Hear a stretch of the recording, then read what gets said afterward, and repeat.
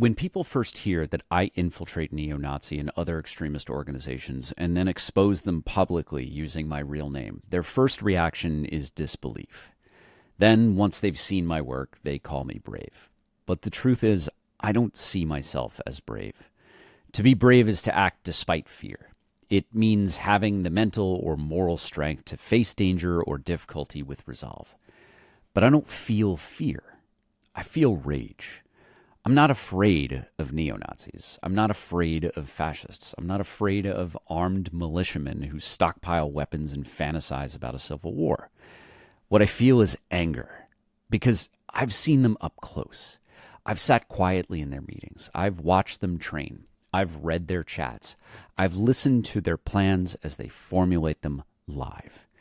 And if more people saw what I've seen, heard what I've heard, more people would be doing what I do, without hesitation, without fear. Because once you know who these people are, once you've heard them in their own words, the only thing you're left with is the compulsion to stop them. I often say, only half joking, that I'm a lot like the people that I hunt. I'm motivated by hate. The difference is, I hate fascism.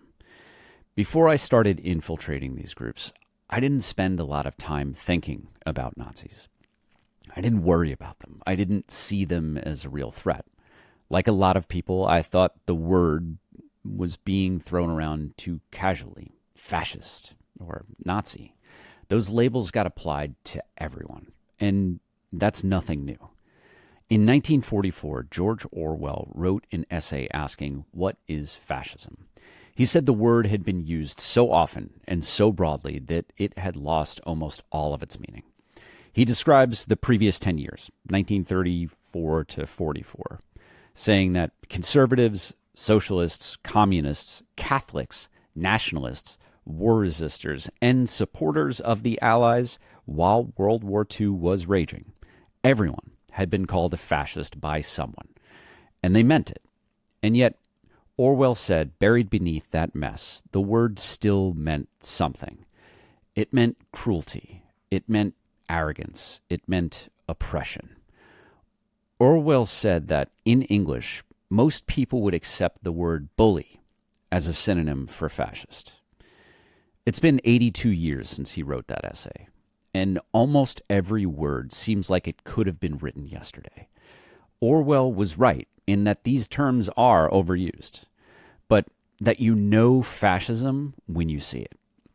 For me, it wasn't until I infiltrated Patriot Front with a buddy that we'll call Gabriel that I understood the word Nazi wasn't being used metaphorically when it comes to this far-right street gang. From inside this organization, I wasn't watching a bunch of confused young men who stumbled into extremism. These guys were calling themselves fascists. They were reading Mussolini. They were discussing Hitler, not as a joke, not as a meme to get a rise out of someone on Twitter, but seriously. They were debating the merits of arguments written by National Socialist, Nazi philosophers, who I had to look up to know who they were. Patriot Front members didn't accidentally adopt policy beliefs that echoed Nazism. They sought out fascist propaganda. These are the words that they used. They described what they were doing as self-radicalization. They were seeking out propaganda. And in 2020, during the height of the COVID pandemic, while the country was in crisis, I watched these same guys talk their way through a cost-benefit analysis about the idea of deliberately contracting the virus, getting it on purpose, and traveling to black and brown neighborhoods to try to spread it. They believed that there was a strong likelihood that they'd be fine, that as white men, they'd have better access to healthcare, and that the deaths that they would cause in those black and brown neighborhoods would be worth the risk of potentially dying as a martyr of what was then a novel disease killing hundreds of thousands of Americans. They saw COVID as a weapon. And what they were describing, without shame, was biological warfare, ethnic cleansing, genocide. 3 years earlier in Charlottesville, their predecessors with Vanguard America gleefully shouted, "Fire the first shot of the race war." They had national ambitions for what was happening in Charlottesville. After a member of Vanguard America, James Fields, ran his car into a crowd of anti-racist protesters, severely injuring dozens and killing Heather Heyer, they renamed their organization Patriot Front. Thomas Ryan Rousseau, Vanguard America's leader on the ground in Charlottesville, took their blood and soil server and the organization's members and gave the whole thing a red, white, and blue rebrand. And he largely succeeded in memory holing the organization's affiliation with that murderous terrorist.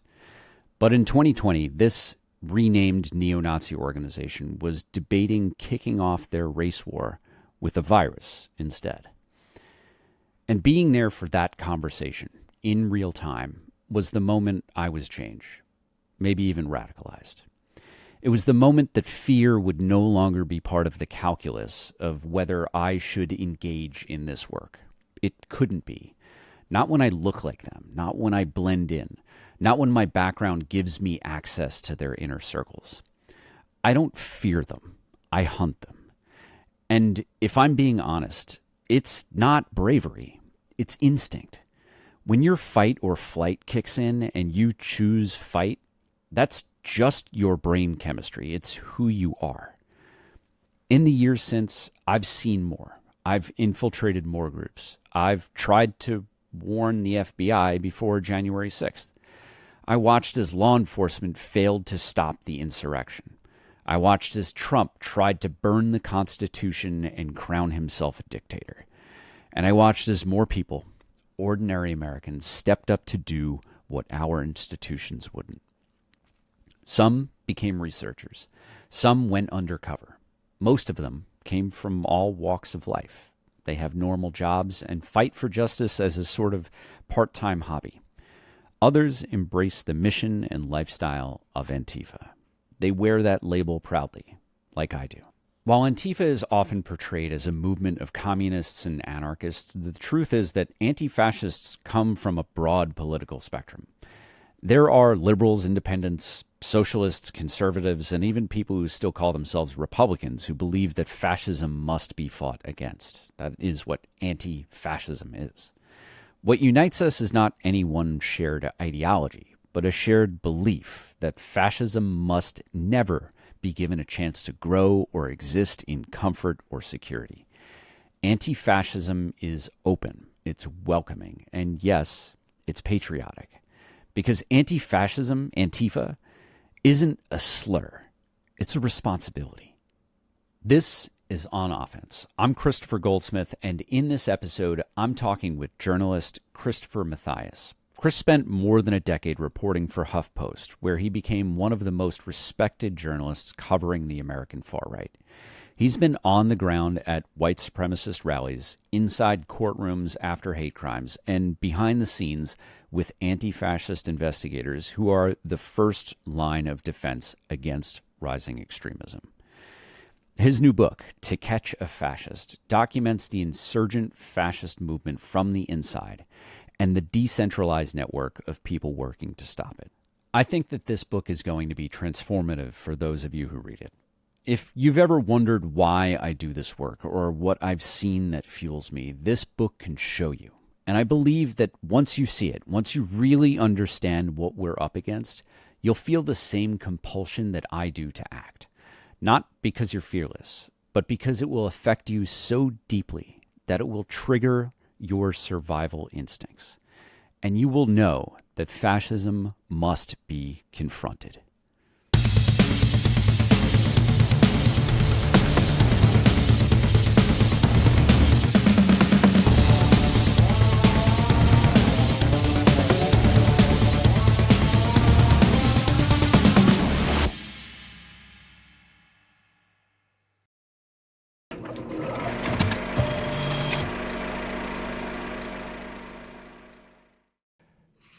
Chris Mathias, author of To Catch a Fascist. I am so thankful for you publishing your book and for being able to interview you literally the day after I received it and poured through almost the entire thing. God, look at all those Look at all those. Yeah.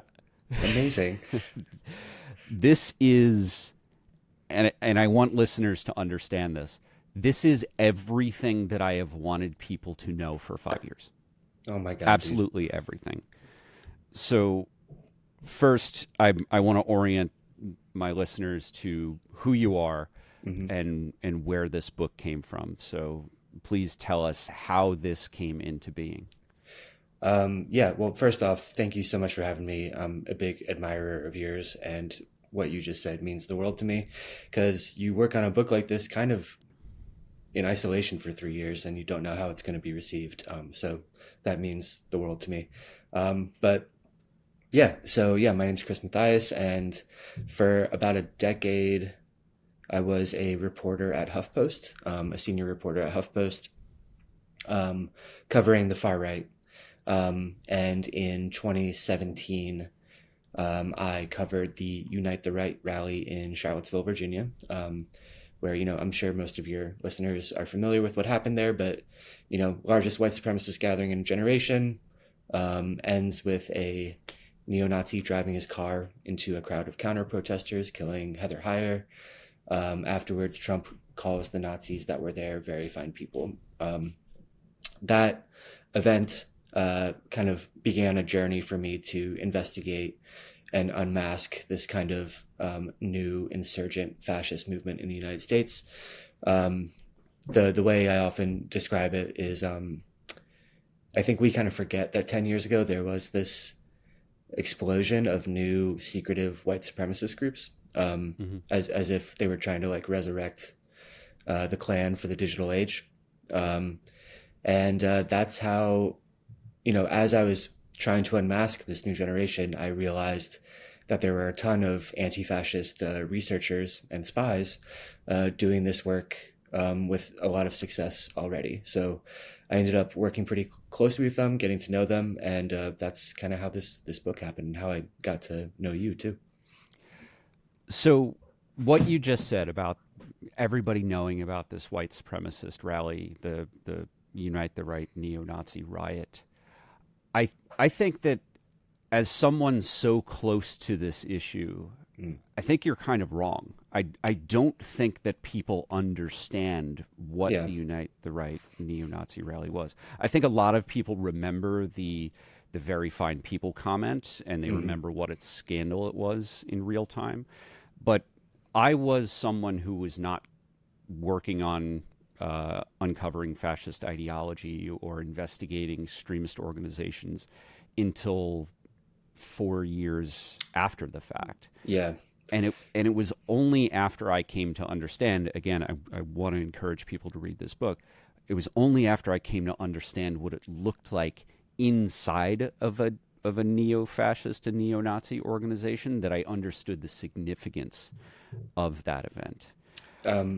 That's a really good point. And I think I tell everyone that I think if you were in Charlottesville in 2017, either as a Nazi, as an anti-fascist, as a journalist, a cop, otherwise, your life was kind of irrevocably changed afterwards. So I think that's a nice corrective from you, because I think Charlottesville looms so large in my mind, in my life, that I sometimes forget that it wasn't as significant for everyone. And I will say, revisiting Charlottesville for this book, going into the lawsuits afterwards, the exhibits, the complaints, really brought into focus how awful it was. And I forgot. Yeah. Yeah. I think it's something that this is something I understand only, with hindsight of kind of reflecting on my own work. And as I'm reading the introduction and the first chapters of your book last night, I imagined where I was in that moment and the things that I was paying attention to and the distance that I felt, or the distance that I now recognize that I had between that event and the things that I was working on. So for context, I was working for a major veteran service organization, and the things that I was most concerned with were VA policy. right? Right. That was my job, that was my life, that was my passion, that was my fucking hobby. I didn't have the time to understand the news. Yeah. And I think when people read your book, they're going to have a much better understanding of the significance of that event. And I don't want to ruin anything, but I do want to jump ahead in our conversation. Yeah, of course. As as we as I'm reading this book, and there are certain things that stand out. In chapter 7, you begin at writing, the history of white supremacy in America is marked in part by periods when the most ardent practitioners wore masks and periods when they didn't need to. Mm. And as we are recording this interview, the 10 demands by the Democrats were just made for what they need to see in a bill to fund DHS. Mm-hmm. And one of them is unmasking ICE. Right. And with this in mind, I am wondering if we have already crossed the Rubicon. We have had a year of masked ICE agents doing and looking like everything that Patriot Front and other neo-Nazi organizations have wanted to be.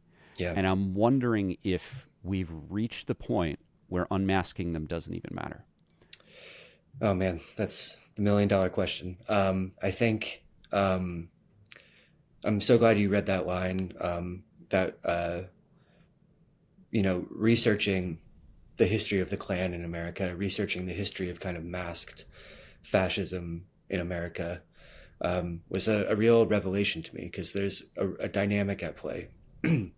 If you are wearing a mask as a fascist, as a white supremacist, you're doing so in hopes of creating a world in which you won't need a mask at all.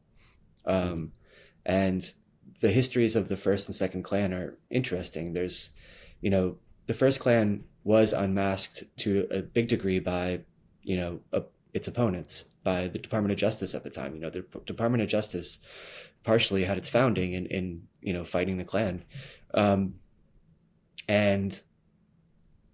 But at the same time, the first Klan declined not only because of people unmasking it, but because its project was largely successful. Reconstruction was abandoned. The fight for equal rights in the South was abandoned. So the Klansmen kind of weren't needed anymore. They didn't need their hoods anymore. They traded the anonymity of the white hood for the anonymity of the lynch mob. Similar dynamic with the second Klan. Its opponents did an amazing job unmasking it and killing that Klan. But part of why that Klan also devolved and disappeared was because it was successful. They got the 1924 Immigration Act passed, which is named the Johnson-Reed Act. Johnson was a congressman who was in the Klan from Washington State. And that Immigration Act restricted immigration to certain white countries in Europe. It was a reaction to this wave of immigrants from Catholic, kind of Southern Europe and Eastern Europe and elsewhere. Which incidentally, by the way, is the Immigration Act that Stephen Miller, et cetera, would like to return us to. And then, my book follows this amazing resistance to unmasking, what a movement that kind of euphemized itself as the alt-right. And that resistance, again, was really successful. It fucked up a lot of fascist groups. I would argue that this great unmasking that Antifa did, effectively destroyed groups like Identity Europa and a lot of the other groups that were in Charlottesville. But at the same time, here we are, and we're in this mask-off fascist moment where the Trump administration is using rhetoric identical to the rhetoric I saw in Nazi chats 10 years ago. And now the people wearing masks aren't fascist groups. The people wearing masks are armed agents of the state. And, like I said before, when you think about, why people wear masks, when in fascist projects, it's to create a world in which they won't need masks at all. So it's very alarming to consider a world in which ICE agents would feel comfortable not wearing masks. Mm-hmm. But I think what's happening is actually very heartening. Antifa spent the last 10 years unmasking fascists. Now it is focusing on unmasking ICE. The whole point of these kind of unmasking projects, these, in kind of anti-fascist parlance, docs, when I say docs, I just mean the equivalent of like ripping the white hood off of a Klansman. But, what that tactic does is it leverages the existing societal taboo against explicit white supremacy or explicit fascism to create a cost for being a fascist. It says, yeah, you can join that Nazi group, but we're going to find you, we're going to name you, we're going to shame you, you might lose your job, you might lose your girlfriend, so on and so forth.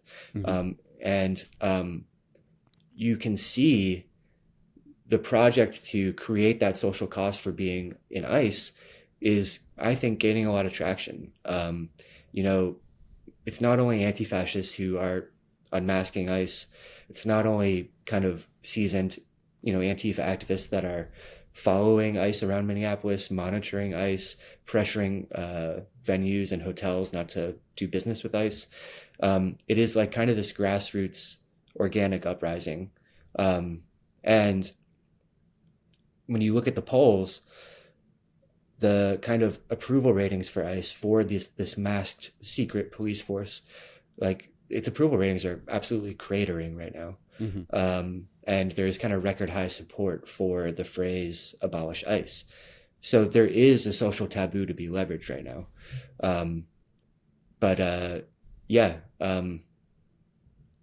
It's going to take a lot of work though, I think.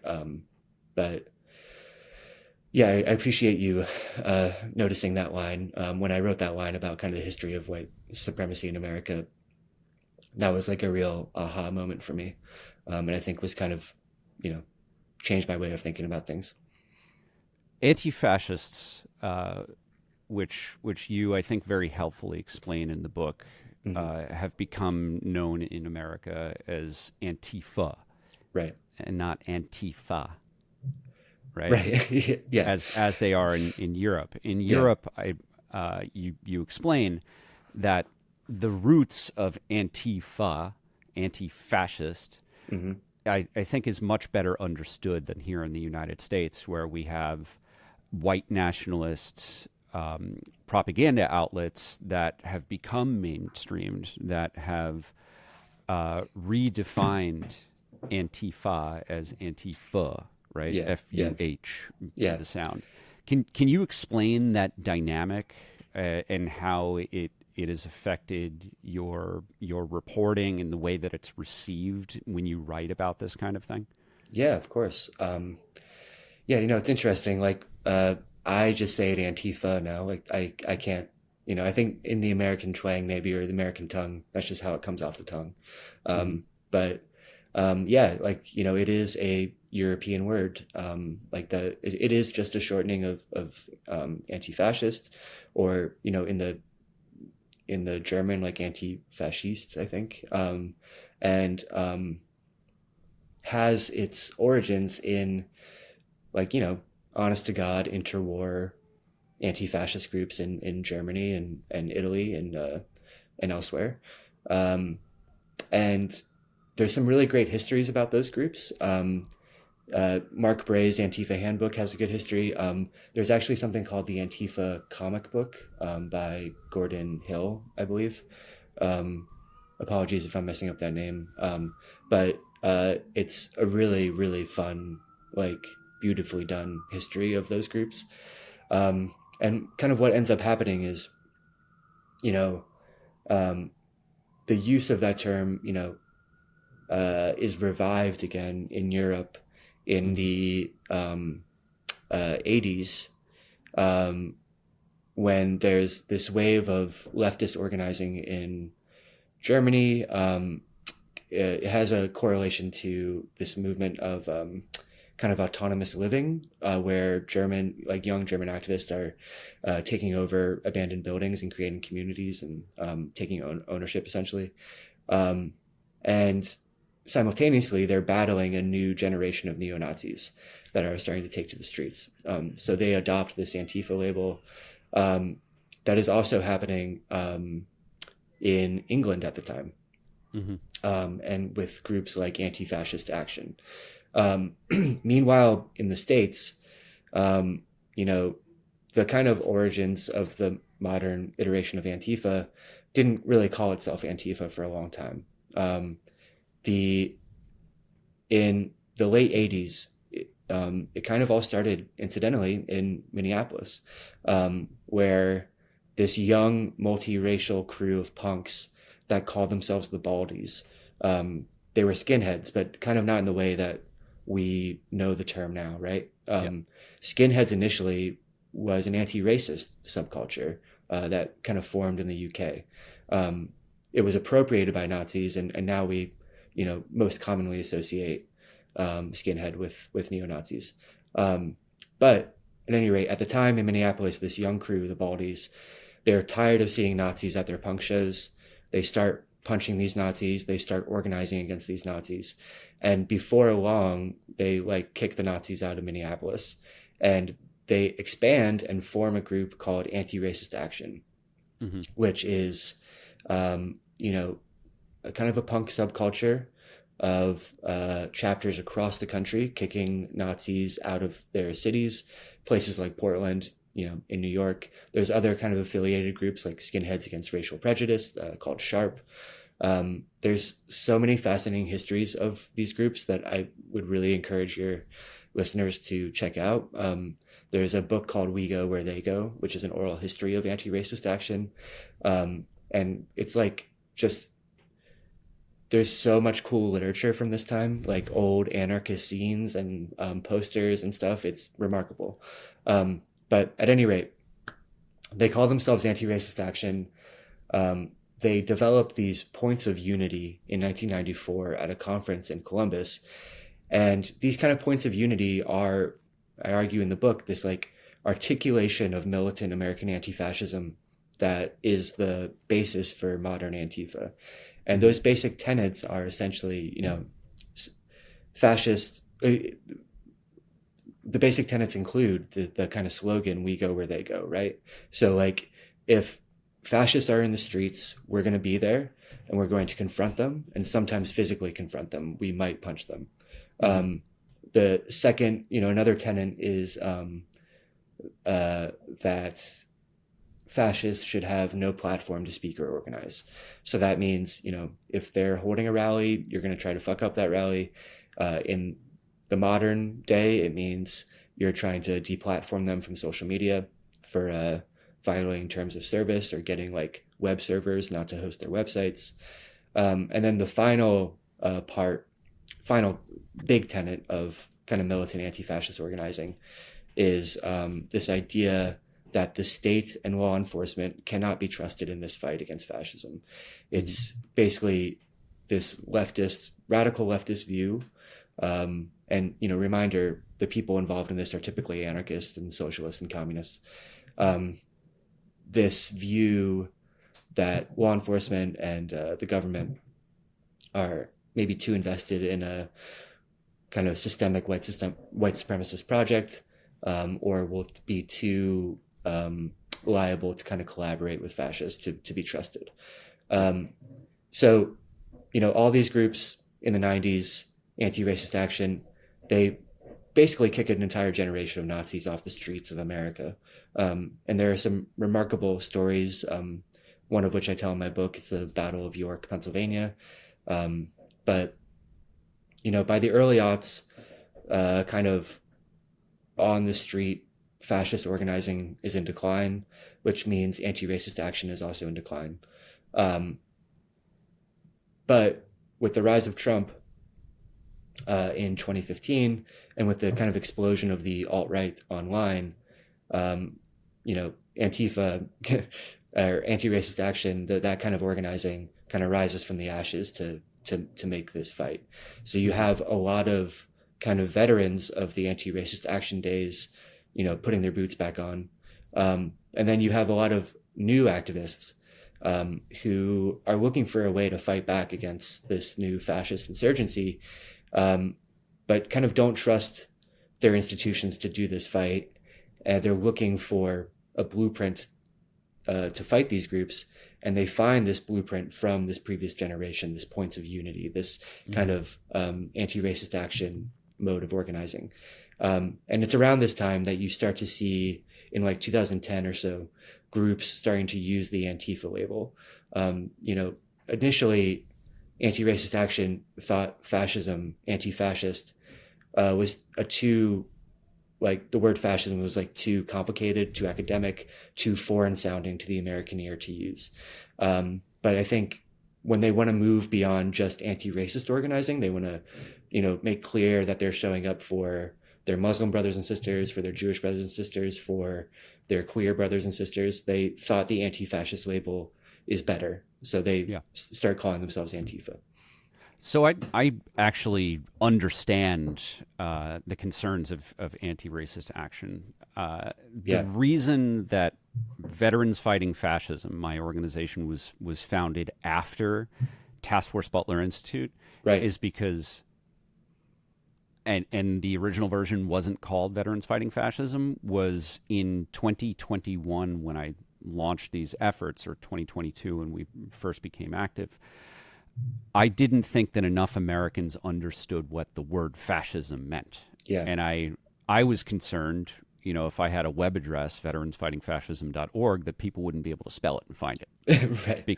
Because it wasn't, in 2022, I don't think that fascism was a word that was used without, I think, an immediate gut reaction from talking heads and journalists who would say that's hyperbolic. It's not real. It's not real fascism. This is nothing like Germany. This is nothing like Italy or Spain or any of these historical comparisons. And I think that over time, I have recognized that events like Charlottesville need to be felt to be fully understood. And as you write about being in Charlottesville and throughout the book, you follow characters who were present, like Emily Korsinski. I don't know if I'm saying their name correctly. I think that once someone sees fascism up close, once they experience it, once they witness or are victims of the violence, it is a radicalizing event.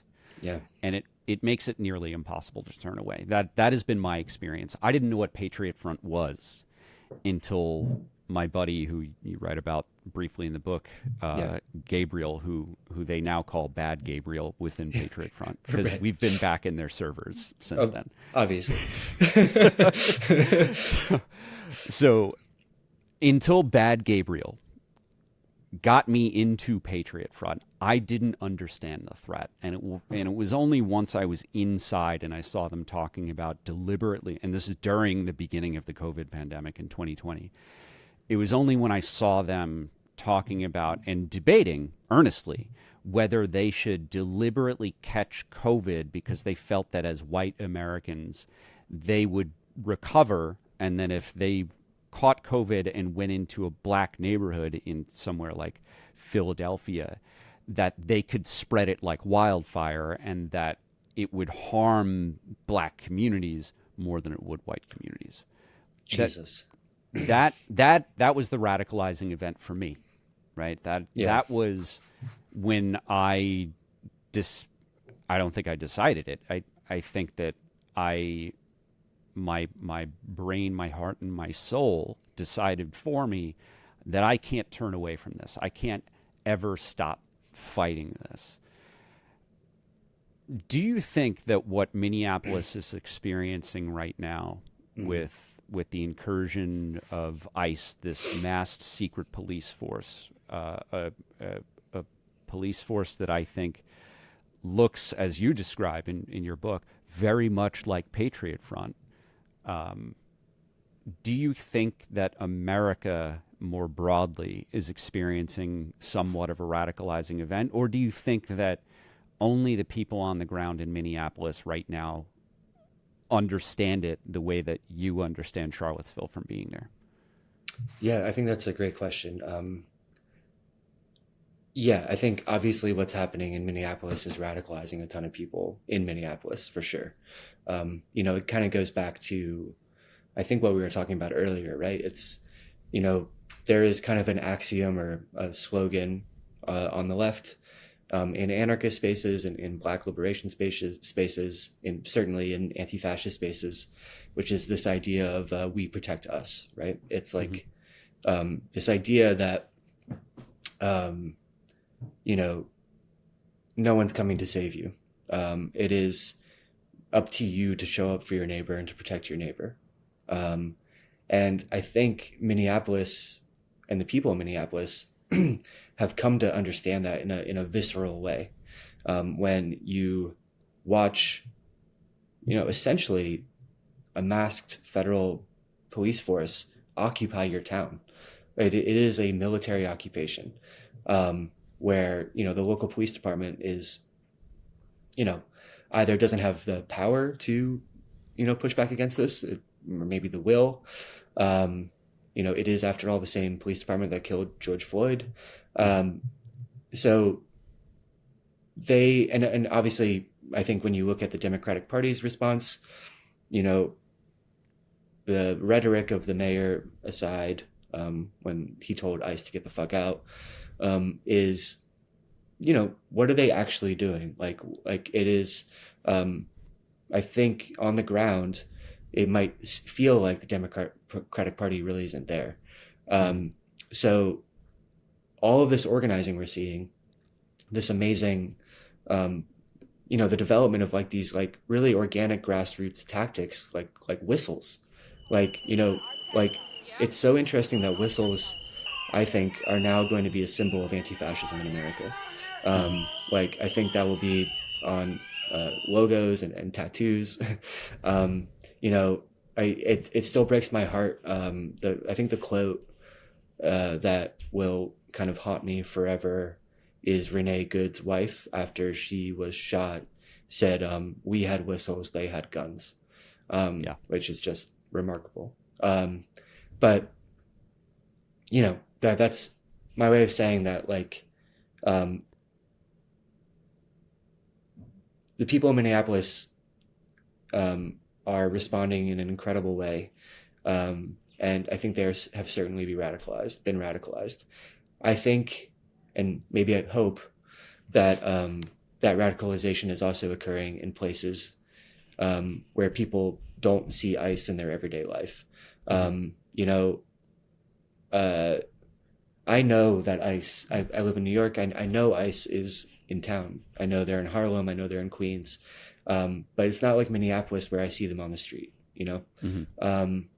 and obviously there's the, big detention center and the immigration facility downtown. That said, I think a lot of people have seen the footage of Alex Perdy's murder, of Renee Good's murder. They've seen the image of the 5-year-old with his little backpack on, being shoved into an ICE van and deported to Texas. They've seen the images from another detention center in Texas of, thousands of people, human beings in similar outfits, it's aerial footage, I think. And they're just like waving their hands to protest kind of the awful conditions they're being kept in. And there are children in that, in that video. And, I don't know how you look at that without being reminded of some of the worst images ever captured in human history of the Holocaust. We have concentration camps in America. So, it's hard for me to believe that this isn't radicalizing for a ton of people. It's, always hard to measure. I think the uprisings, the demonstrations against Trump, have been probably downplayed a little in the press. I think they've been very big. I also think the media's focus has been on Minneapolis because there was such an intense surge there. But there's also a very big resistance in places like LA. There's a resistance in places like Maine, where ICE is. We're seeing a surge in ICE activity. So, and to go back to those polls about ICE, the kind of cratering approval rating for ICE, 20% of Republicans support abolishing ICE. Like that is a remarkable turnaround.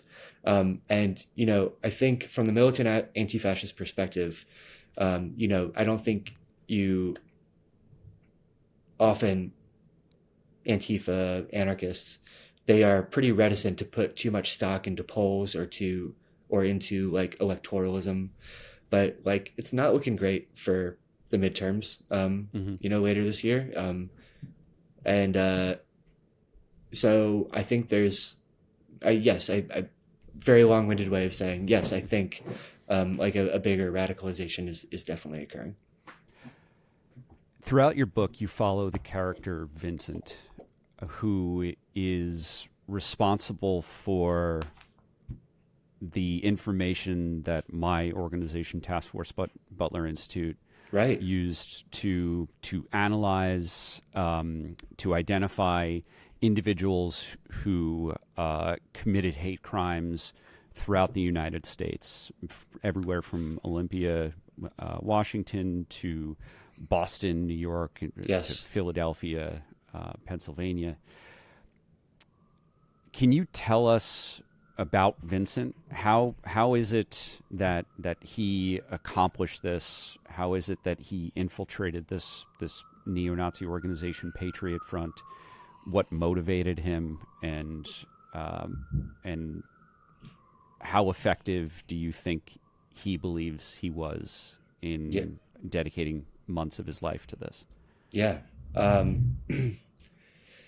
So Vincent, was it is remarkable what he did, and remarkable that like his spy work ended up impacting your work, and I kind of describe in the book what is kind of Vincent's own radicalization progress, right? Or process. What I describe in the book, like one of the stories he told me was one day in Portland, Oregon, he was there to see some friends, and he was waiting to take a MAX train, kind of the public transportation there. And he gets on the train, doesn't think anything about it, meets up with his friends, has a good time. But then later he reads the news and reads about a train at that very station, which he nearly took, on which a white supremacist started harassing and haranguing two black Muslim girls and basically telling them to get out of America. He seemed really threatening. So three dudes stand up to protect these two girls. The white supremacist, Jeremy Christian, slashes all of their necks. Two of them end up dying. Incidentally, by the way, this is, I think, one of the more radicalizing stories for me. I went out to Portland in the immediate aftermath and interviewed the girlfriend of one of the men that was killed, which, still makes me want to cry talking about it. But, Vincent, when he reads about this, realizes that he was a minute away from being on that train. He might have been the type of dude that would step in to help, and he very well could have been killed. And so, this kind of the experience of fascists in your community is getting closer and closer to him, and then there's all these news stories that I describe in the book. There's like a real escalation in hate crimes in the Pacific Northwest, really, really gnarly ones too, kind of at the beginning of the Trump era. So the kind of terror that was visited on that train, starting to feel pervasive around Vincent, starting to feel like it might impact people he knows and people he loves. And so, like, he was already, I think, a little immersed in leftist spaces and in anarchist spaces, but starts to, get interested in doing anti-fascist work. And initially, the work he does is kind of monitoring the groups that are invading Seattle and Portland at the time, which is the Proud Boys. So he does some kind of surveillance of them, and photographing them, research on them, and then I think he has a funny story once about following the Proud Boys to a Buffalo Wild Wings. There's another story where he gets chased by a Proud Boy through a supermarket, and he ends up running through an employee door and out an alley into the back.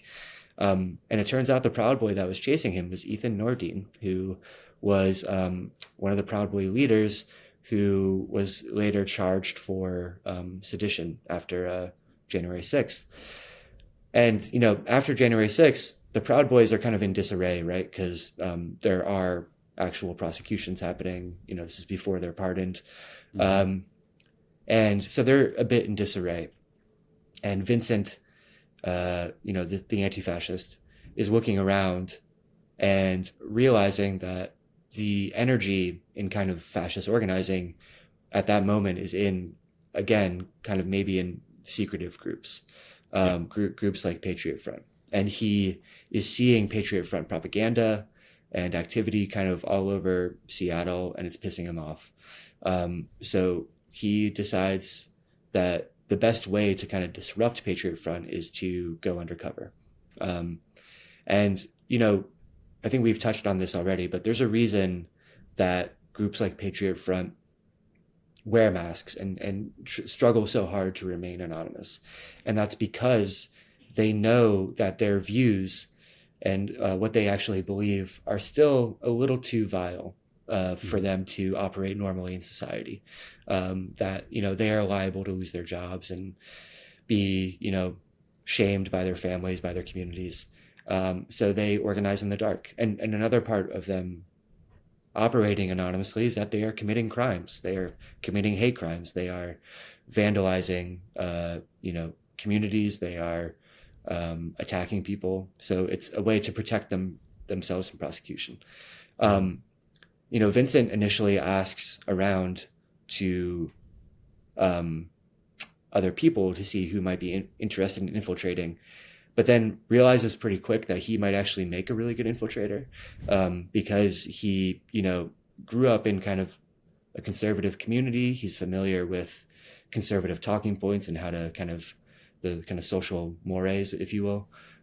He grew up in the church.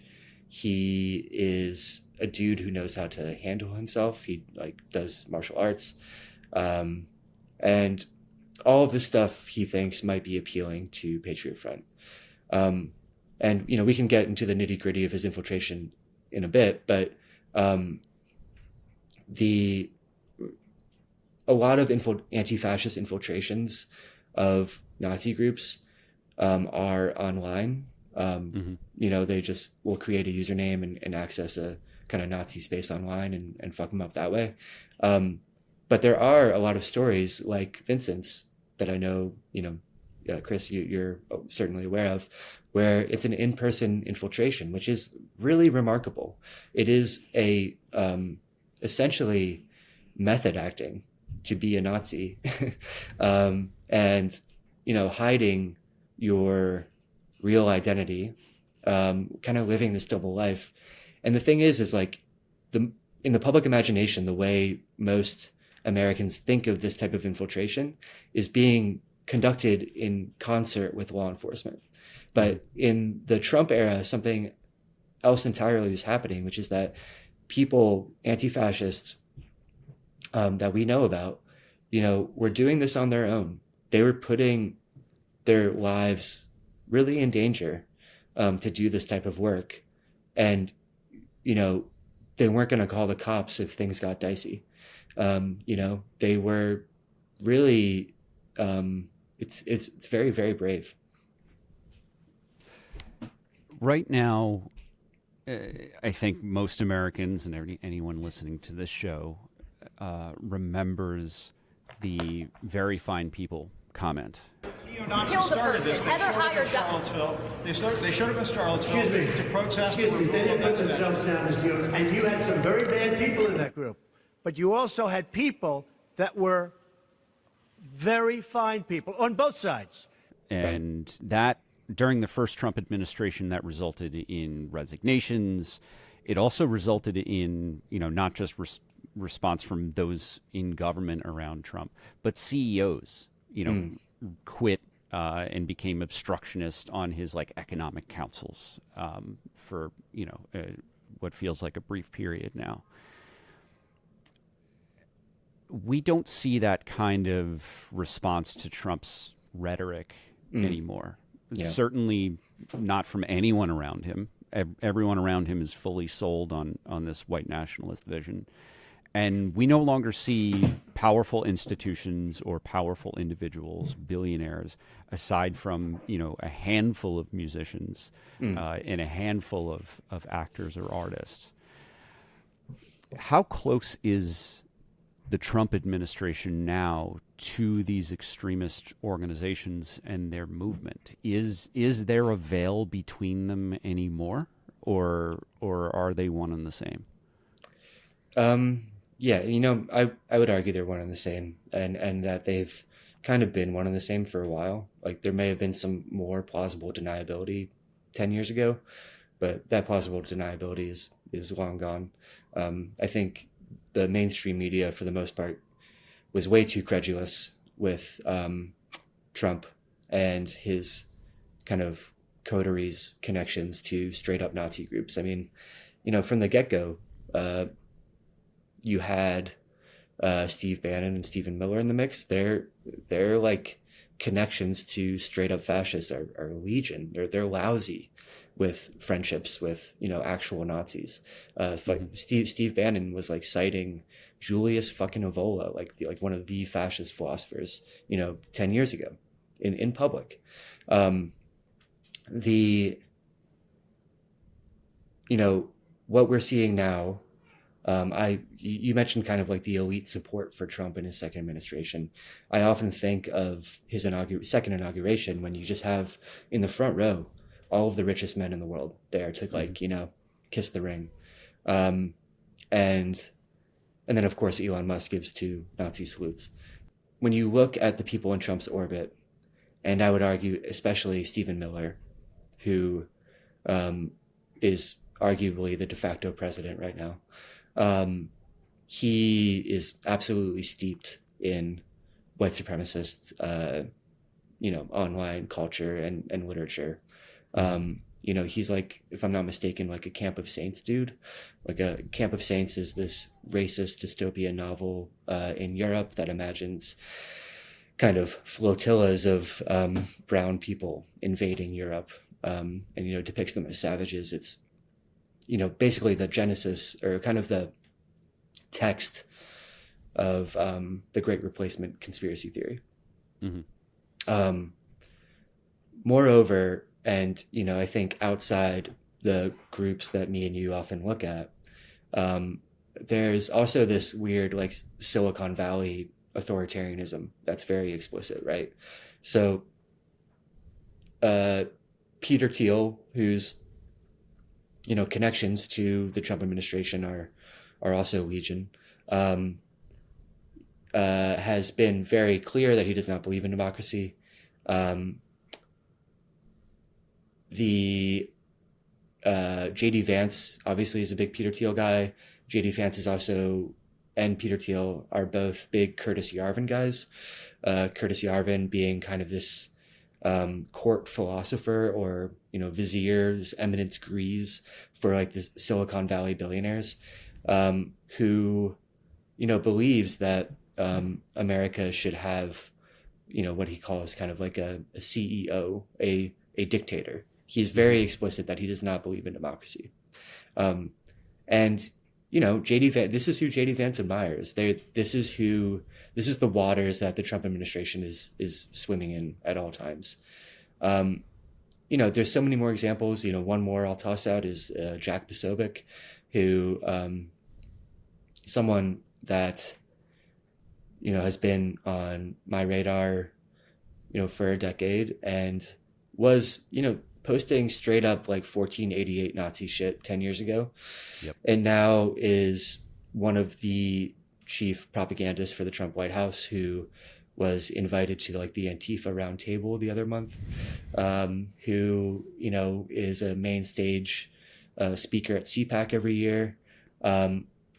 It's remarkable that he has any credibility at all in the GOP. I mean, this is a guy who was a Pizzagate conspiracy theorist who made a documentary about the Seth Rich conspiracy theory with two Nazis who, brought a rape Melania sign to a protest at Columbia to portray that protest. Like, it was like a bit of like a rat fucking political operative stuff. Like, he was trying to make that protest look bad. Like, these are just like the worst of the worst, and they are in power. And so, again, long-winded way of saying, no, I don't think there's too much sunlight at all anymore between the Trump administration and kind of the outright fascist groups that we've been monitoring for a while. So speaking of sunlight, Yeah. if we exist in a world where fascists are no longer afraid of the mask coming off because they see someone like Stephen Miller able to operate with impunity, Right. they see Jack Posobiec getting press passes to sit in the White House press pool. You see Posobiec getting invited to the Pentagon after the Pentagon press corps has been decimated. Yeah. If these people are no longer afraid of being unmasked, how do we fight them? If doxing, the tool that is throughout your book, the primary tool of anti-fascist activists, Mm-hmm. what other tools are there to fight the fascist movement? Oh man, a great question. So I think that is the animating question of my book, right? Like, if doxing, unmasking is dependent on leveraging this societal taboo against explicit fascism, what happens when that taboo starts to disappear? And anti-fascists, this is, by the way, I think why anti-fascists were a bit of a canary in a coal mine, or a Cassandra kind of character, which is that they saw what was coming before our mainstream press did, and no one would kind of listen to them. They were kind of dismissed as extremists or radicals or hysterics. But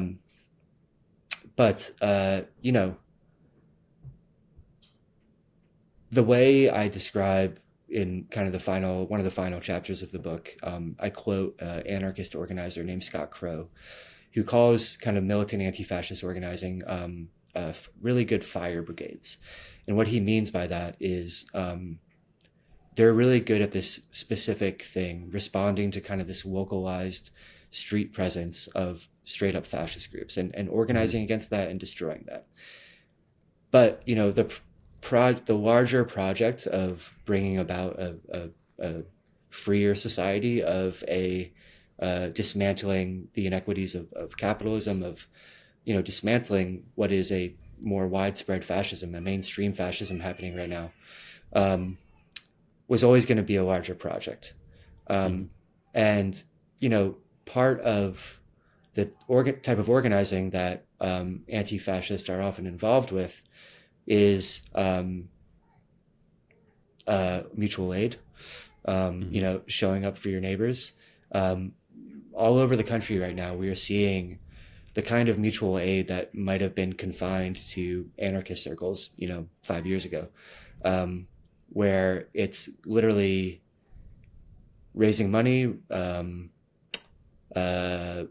food, daycare, escorts into schools, into elsewhere, to protect our immigrant neighbors, for example, from ICE. That kind of grassroots mutual aid is, I think, more important than ever. The kind of hyperlocal organizing, where you're forming bonds with your neighbors that will not be able to be broken by the state, is really important. That said, I also think, there is still a taboo to be leveraged. It's not a lost fight.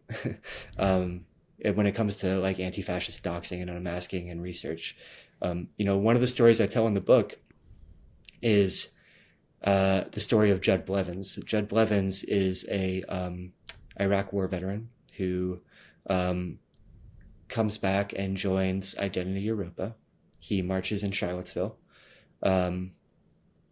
He then goes back to Oklahoma, where he's from, and he's a regional coordinator for Identity Europa there, because again of an anti-fascist spy and the messages he obtains.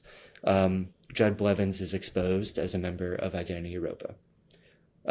Despite this, him being exposed unmasked as a Nazi, he becomes a candidate for city council in Enid, Oklahoma, which is like a military town of about 50,000 people in Oklahoma. The local paper covers the fact that anti-fascists unmasked him as a Nazi. Mm-hmm. And he's nevertheless elected. I think from the anti-fascist perspective, initially that's really, dispiriting and a despairing, prospect. But then something remarkable happens, which is that local progressive activists in one of the reddest towns in the reddest states start to organize and agitate to get Judd Blevins kicked off the city council, for there to be a recall election. Mm-hmm. And I went to Oklahoma for part of that effort, and it was remarkable. I witnessed this small, determined group of activists turn up to every city council meeting and look at Judd Blevins in the face and call him a Nazi and say that he had to go. And there was this moment where, at the city council meeting, these activists took turns going up to the podium during public comment, and they took turns reading the transcripts of the messages that Judd Blevins, city councilman Judd Blevins, wrote in these private servers in Identity Europa, which is just like a remarkable journey, right? Like, this dude thinks he's writing these messages in private. An anti-fascist spy gets them. He's exposed as a member of Identity Europa. And then those words obtained by an anti-fascist spy are read into the public record at a city council meeting. And this eventually galvanizes enough support where the local GOP realizes that Judd Blevins too extreme even for them, and this is still like a MAGA GOP. And a recall election is held. Blevins still concerningly gets 40% of the vote, but he loses. He's kicked off the city council. And this is, I think, an example of, the really hard work of preserving that taboo, preserving the shame for being part of that type of organized fascism. And I think we are seeing that work at a broader scale now with the efforts against ICE, where, what we're seeing in Minneapolis, the efforts to ID agents to, to take their masks off, for there to be a social cost for being a part of ICE. It is a public effort, a grassroots effort to tell ICE agents that you are the Nazis in this movie, that in the movies your kids watch in a generation, you will be depicted as the villains. And it's basically saying you need to get the fuck out now before you have a shame that you will never be able to wash off. Mm-hmm. And I feel confident that effort will find some success. I think that that point of anti-fascists warning fascists, you should get out now, because the prices, you will be paying the price. Yeah. That is something that anti-fascist groups, some of them do it on a yearly basis. Like they say, hey, here's the day. Here's where we remind you, we are still working. We are still gathering evidence. We have your identities, and you are free to leave this movement anytime that you want. It's like an amnesty offer. It's like basically, like get out now and come tell us about it, and we won't, we'll work with you. We'll help de-radicalize you. We won't dox you, but it has to be authentic. I think it's my favorite day of the year when they do that. So, do you see this divide? Because there are still 30% or so of Americans who, could watch ICE just mow down protesters, and that would fulfill some of their dreams. They do wish harm on Americans. Right. Republicans in Florida and other states explicitly during the Black Lives Matter uprisings started not just talking about running over protesters and killing them in the same way that James Fields did to Right. Heather Heyer and dozens of other victims in Charlottesville, but they endorsed that by putting it into law. Yeah. Saying that you can get away scot-free if you run over protesters if you're a Republican, basically. Do you see, as Donald Trump mismanages our economy, tries to take control of the Fed, engages in trade wars against our allies, engages in acts of war against countries without the endorsement of Congress, and authorized use of military force or a declaration of war, which those don't happen anymore. Right. Yeah. Do you see this instability helping the fascists grow their movement? Do you see?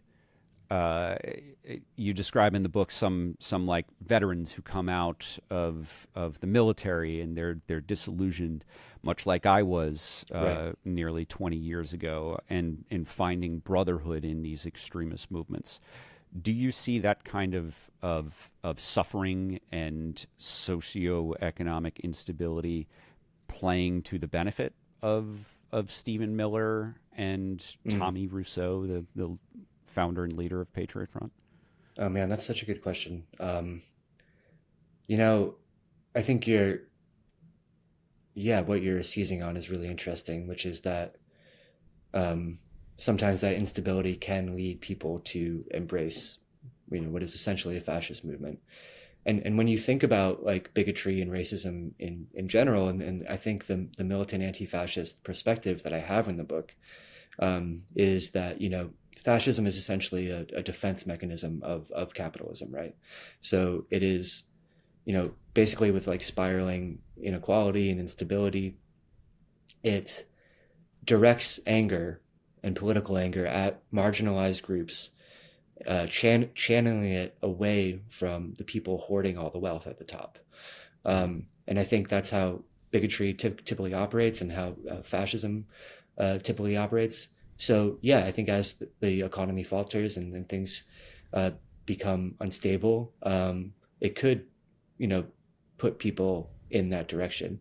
We could talk forever about this, but like this is, arguably one of the how race is created in America, how whiteness is created. It is basically the upper classes telling the working classes, or at least telling the white working classes, the lower classes, that yeah, you might not have much, but you'll always have more than black people, right? Mm-hmm. So that's kind of the genesis of race in a way, or whiteness in a way. And it's what W.B. Du Bois called the invisible wages of whiteness. So I think there's, the GOP will offer a lot of those type of invisible wages right now. Will say, at least you always have a leg up on immigrants and trans people, for example. But I think that's why, that kind of grassroots effort to tell people to show solidarity, to make an example of solidarity, to join with your neighbors, and to show that those wages are always bullshit, is so important. Like that is the battle right now. And the thing about fascism, that phrase, the Woody Guthrie song, "All ye fascists bound to lose." I earnestly, cringily believe in that, right? I think fascism ultimately is a self-destructive style of politics. It because it constantly needs new scapegoats and new enemies, and it constantly has to manufacture new enemies. It eventually ends up destroying itself. It's a snake eating its own tail until it's gone. And so these fascists will lose, but the project right now is to stop them from doing as much destruction as possible. So you write in the book that Antifa, militant anti-fascists, often think of journalists as part of the problem, as reinforcing the state, as being too willing to put Richard Spencer, who was a large part of the reason that the Unite the Right neo-Nazi riot even happened, do profiles on him and put him in glossy magazines, you write. Right. But you also explain that a true journalist is an advocate for the people. Right. And therefore, a true journalist must be an anti-fascist. How is Vincent, that you write about, your main character throughout the book, this anti-fascist infiltrator or spy, is pretty famously, and you write this, that he is very deliberately hard to get in touch with. Yes.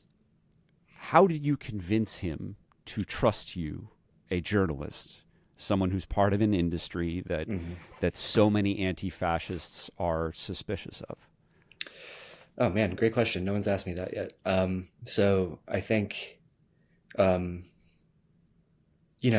am a journalist who has worn his politics on his sleeve a bit, for the last decade or so, and have kind of adopted this position of like, yes, I'm a journalist, but I have a perspective. I am to the left. I, subscribe to militant anti-fascism. And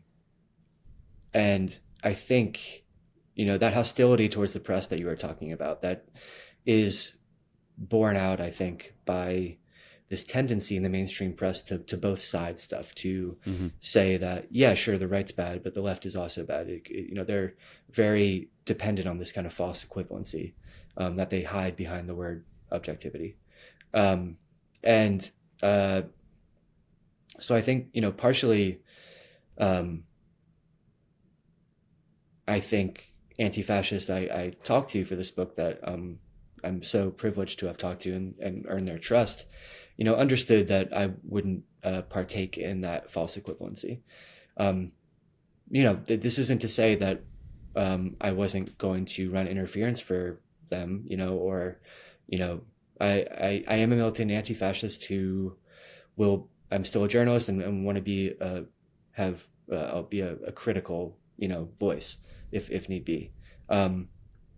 But the way I kind of approached Vincent was, listen, I think your story is remarkable.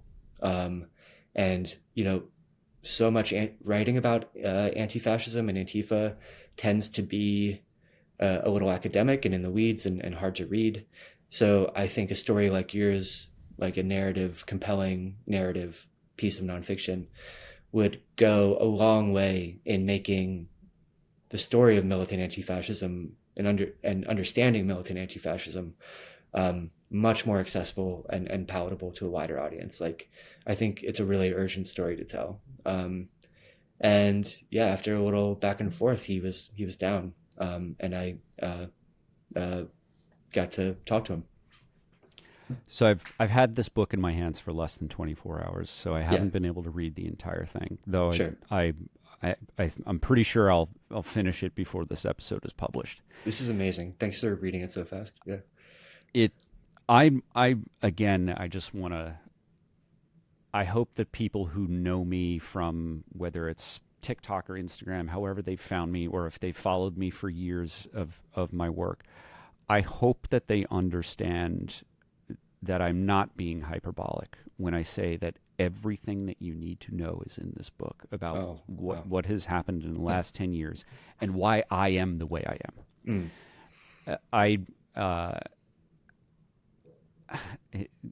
when I did my infiltration into Patriot Front with Gabriel, right, we were together one person. I was also Gabriel. I was the digital Gabriel, right. Whereas he was in person, and the way he kept himself sane was he was a combatives instructor in the Army, and he was a brick shithouse before he was in the Army. And he only got stronger. Now he's got like old man strength. Right. Yeah. We're around the same age. And the way that he kept himself sane was he was knocking the fuck out of these Patriot Front members, because they've got this fragile masculinity where any man that is clearly masculine, as my buddy Gabriel is, they will listen to and do anything that these guys say. And Gabriel said, you can't learn how to fight until you get knocked out. and he, and he would do his best to he didn't have to work hard to convince them, and they all learned to fight, which so fucking funny. Which I think I hope that they have memories of learning to fight. I'm not sure that they do, because they were knocked out. he's a big man. Yeah. So I could keep you all day. I could talk to you about every page of this book. We didn't have time to talk about Curtis Yarvin or microchip or Jack Posobiec and his Pizzagate conspiracy theories, and how that led to someone almost committing mass murder at a pizza parlor, looking for children in a basement. We have gotten to see so much of what has motivated the conspiratorial side of the far right, the QAnons, who do engage in anti-Semitism and racism, but that's perhaps not their driving factor. We're living in a world now where the elite pedophile ring that Jack Posobiec had been promoting for years, it turns out it was Trump's friends all along. Right. Do you see any disillusionment with the exposures that are coming out of the Epstein files for the racist and fascist far right, or are they ignoring it?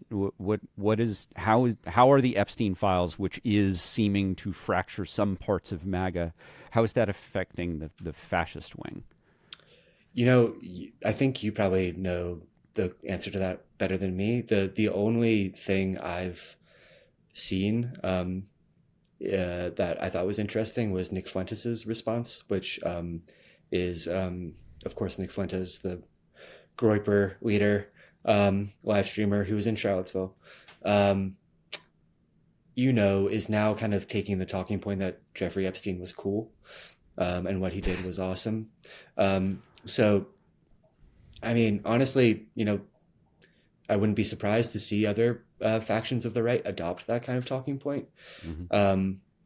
But, I am very reticent to buy into Marjorie Taylor Greene's rebrand at all. Very, very skeptical of it. But, I think she's part of the fracture you're describing over Epstein.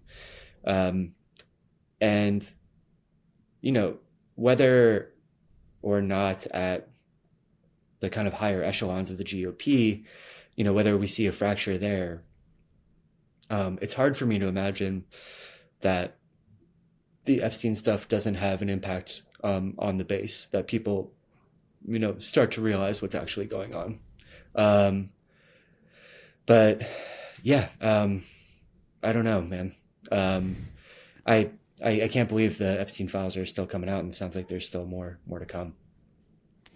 So the name of the show is On Offense. The thing that I have always got to ask my guests before I let them go is how can people listening to this show go on offense? The mission of my nonprofit, Task Force Butler Institute, inspired by anti-fascism is to impose legal, social, and economic costs on neo-Nazis and their allies. What is your advice to the average American who may not be an activist, who doesn't have OSINT experience, who couldn't identify a neo-Nazi organization to infiltrate? What can regular people do to go on offense? Oh man, awesome question. I think, it is almost cliche, but organize locally. It means like really look to your community and see who needs help and turn up for them.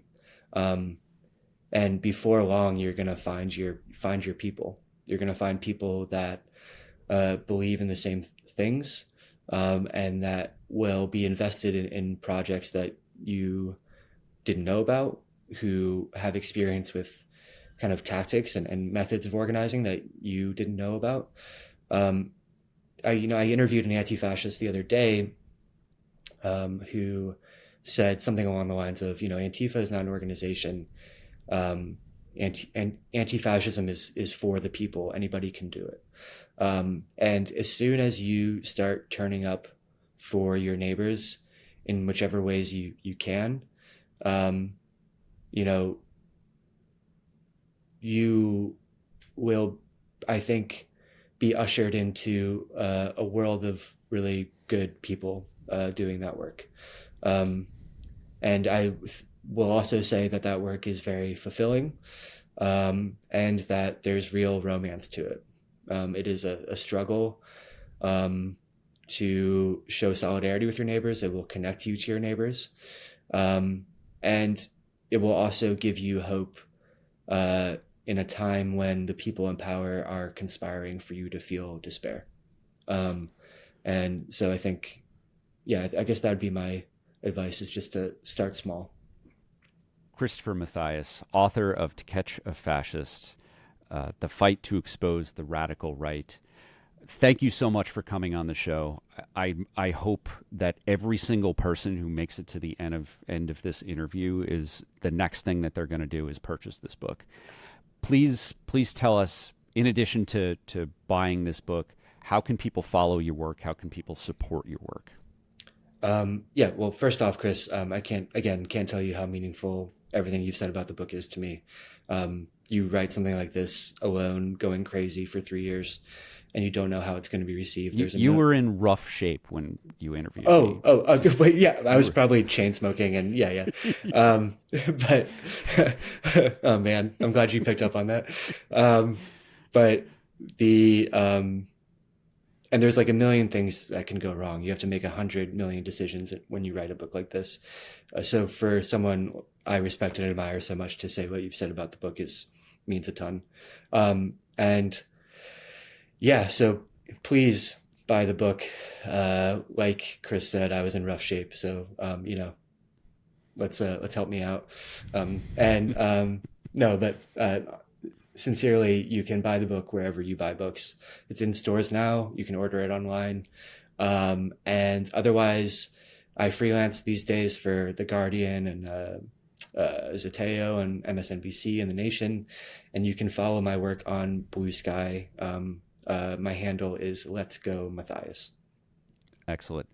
All right, thanks so much for joining us. I'm going to include in the show notes some link to your book, to your recent Guardian piece where you talk about this book in the context of ICE and what we're seeing in Minneapolis. Yeah. And I'm so thankful, man. It is. I know that this was a hell of a journey. I am so glad to see it, and thanks for coming on. Oh, thanks so much, Kris. This was great. Thank you. Pick up a copy of To Catch a Fascist by Christopher Mathias. It's not just an expose. It's a blueprint for action, and it proves something I need everyone listening to understand. No one is in this fight alone. Even the most isolated, deep-cover anti-fascist researchers in Kris's book were part of a bigger network. That network is what makes this work sustainable. Because the truth is, most anti-fascist action doesn't involve infiltration or direct confrontation. It looks like raising money or supporting your neighbors, educating your peers. It's building a community that knows how to protect itself.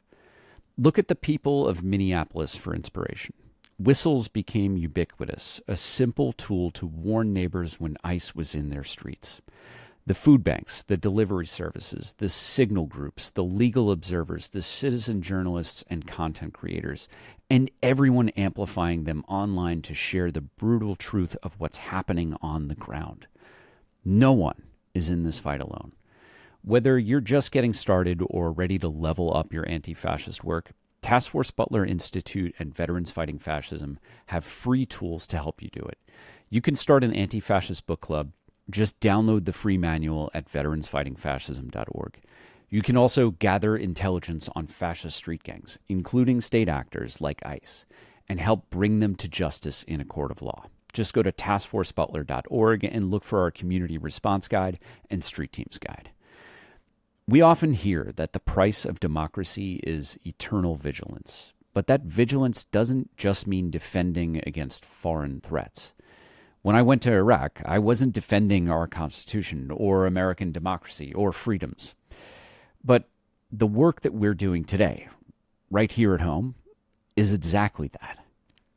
I want to end this on a personal note and with an announcement that I wasn't quite ready to make yet, but certain events have kind of forced my hand. On Offense, this podcast, this Substack, this YouTube show, is now my primary source of income. I'll be frank, I'm not yet able to support my family with this work. I wasn't ready to take this step, and this wasn't my choice, but I'm here now. And I'm going to do everything that I can to make it work. I am now not just a host on the Valor Media Network. I'm the organization's president, which for now is an unpaid position. I am fully committed to this mission, this work, and to you, my audience. And I hope that you'll help me make On Offense and Valor Media Network a success by subscribing everywhere that you get your podcasts, on YouTube and on Substack.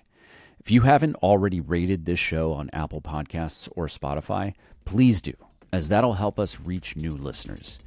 If you can spare $8 a month, please become a paid subscriber to the On Offense Substack. That is right now how I'm supporting my family, or at least trying. On Offense is produced by Gina Kim and edited by Veronica Lombardo for the Valor Media Network. I'm Kristofer Goldsmith, and I'm glad to be in this fight with you. Now let's go on offense.